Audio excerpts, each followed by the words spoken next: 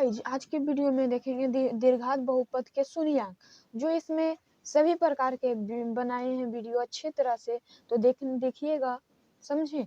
तो दीर्घात बहुपद के शून्यंक, इसको सूत्र लिखेंगे और सूत्र को प्रूव करेंगे कि सही है या गलत है, इसको मैं प्रूव करूंगे। तो चलिए पहले दीर्घात बहुपद का शून्यंक क्या होता है, जो क्लास 9th में आप लोग सीखे, ये 10th क्लास का है एक्सरसाइज 2.2 का पोलिनोमियल चैप्टर वाला। तो चलिए चलते हैं, समझे। तो पहले इसका ब्रेकअप मैंने तोड़िए। तो कौन ऐसा संख्या है कि जोड़ने पर 7x और जोड़ने घटाने पर और गुणा करने पर 10 आ जाएगा। तो ऐसा संख्या कौन है? तो ऐसा संख्या है, अगर दिमाग अपने खुद से लगाइएगा तो आ जाएगा, मगर हम डायरेक्ट बता देते हैं कि 5x + 2x 7x हो जाता है कि नहीं, और 5x गुने 2x करिएगा तो 10x² हो जाएगा। इससे और इससे यहाँ से गुना होता है तो 10x² हो जाता है, समझे। तो ये 10x² आ गया कि नहीं, और ये 7x² आ गया कि नहीं। तो कौन ऐसा संख्या है? तो 5x + 2x है। तो x² को ऐसे ही लिख देंगे, प्लस 10 को ऐसे ही लिख देंगे, और इस कितना में टूटा? तो 5 + 5x + 2x।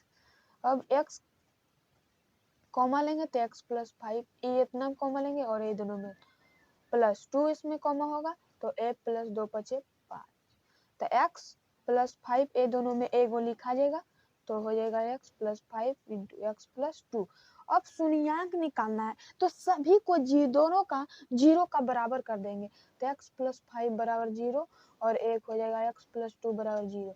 तो x का मान हो जाएगा -5, और प्लस में होता है तो इपटी आता है तो माइनस में। इसी प्रकार ए प्लस में तो ए पटी आएगा माइनस में, तो x = -2। तो एगो का आ गया -5 और एगो का आ गया -2। अब इसी को सूत्र पर बैठाना है कि आता है कि नहीं शून्यंक, समझे। तो इसका इतना आ गया। अब चलिए दूसरा, किसी बहुपद के शून्यंक और गुणांकों में संबंध बताइए। शून्यंक तो निकाल दिए, गुणांकों मतलब क्या होता है? तो किसी बहुपद का मतलब हो गया है कि x² + bx + c। ये जो a है, ये b है और ये c है, जो अचर पद है, इसी को हम गुणांकों कहते हैं, समझे, गुणांकों। तो x² + bx ये बहुपद हो गया, समझे। और इसका जो गुणांकन हुआ, जो कि माने चर की पद में, गुणांकों का चर की पद में कितना संख्या है, कितना गुना में है, समझे, उसी को हम गुणांकों कहते हैं, समझे। तो मैं एक एग्जांपल लेता हूँ। गुणांकों, इसका शून्यंक कितना होगा? 2 इसका जब दीर्घात बहुपद का शून्यंक कितना होगा? 2 ना होगा जी। तो 2 बहुपद होगा, तो 2 बहुपद, तो 2 बहुपद के लिए दो अथी होगा, 2 सूत्र। तो यहाँ पर 2 सूत्र है। शून्यंकों का योग, शून्यंकों का योग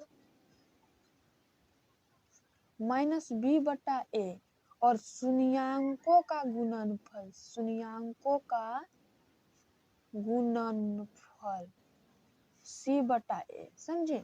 मतलब कि b का मतलब हुआ a, अगर b कुछ नहीं रहेगा तो 0 रहेगा, समझे। मान लिया b के कुछ नहीं तो 0 भी हो सकता है, b नहीं दे सकता है, क्वेश्चन में ये भी रहेगा, समझे। तो मैं एक एग्जांपल लिया था x² + 5, इसी तरह से, और ये दोनों बहुत इंपॉर्टेंट है, इसी पर आधारित है एक्सरसाइज 2.2, समझे। तो जो मैंने एग्जांपल लिया था x² 7x + 0, अब इस पर जांच करना है, इस पर, समझे, सही है या गलत है सूत्र, समझे। तो इसको a बराबर कितना हो जाएगा? नहीं कुछ तो 1 हो जाएगा, b के 7 हो जाएगा और c 10 हो जाएगा। तो है ये संख्या में, जैसे कि यहाँ पर मैंने नहीं लिया था, मान लिया जाए 1 है, यहाँ पर 7 है, इसी तरह से यहाँ पर c 10 है, तो उसी तरह से यहाँ पर मान रख दिए, समझे। ये बराबर नहीं कुछ तो 1 और यहाँ पर 7 हो जाएगा, यहाँ पर 10 हो जाएगा, समझे। तो हो गया। अब यहाँ पर ऐसा ही लिखते हैं, शून्यंकों का योग, शून्यंकों का योग, शून्यंकों का योग कितना हो जाएगा?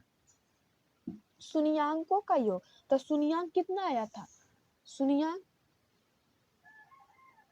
शून्यांक देखिए तो -5 और -2, तो शून्यांकों का योग माने दोनों योग मतलब योग माने जोड़ना, तो -5 और -2 हो जाएगा, -5 + 2, तो -5 और प्लस -2, तो यहाँ पर हो जाएगा -5 और प्लस माइनस माइनस, तो माइनस और माइनस माइनस तो जुड़ जाता है, तो यहाँ पर हो जाएगा 7 और माइनस में।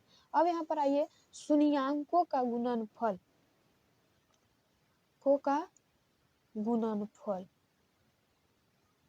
हो जाएगा -5 गुने -2, क्योंकि शून्यांक तो माइनस इतना ही, -5 गुने -2 गुना का ना गुणनफल करा तो -10 हो जाएगा, सॉरी माइनस गुने माइनस तो +10 होगा यहाँ पर।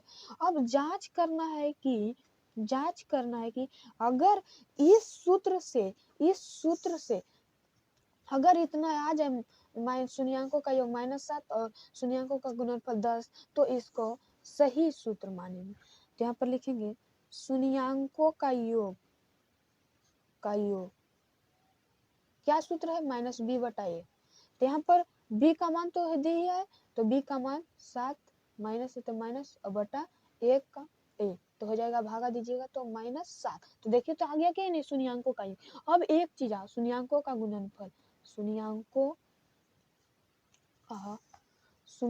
का गुणनफल, जहाँ पर शून्यांकों का योग -b/a, तो -b 7 और बटा 1, तो भागा दीजिएगा तो माइनस शून्यांकों का गुणनफल c/a, c कितना है, तो c यहाँ पर 10 है, तो यहाँ पर 10 दीजिए, तो 10/1, तो भागा दीजिएगा तो 10 आएगा, समझे 10 आएगा ना जी, 10 आएगा। तो देखिए तो शून्यांकों का गुणन योग कितना आ गया -7 और शून्यांकों का गुणनफल आ गया 10, आ गया कि नहीं। तो ये सत्यता की जांच हो गई, मतलब कि ये सही है। इसी पर पूरा आधारित है एक्सरसाइज 2.2।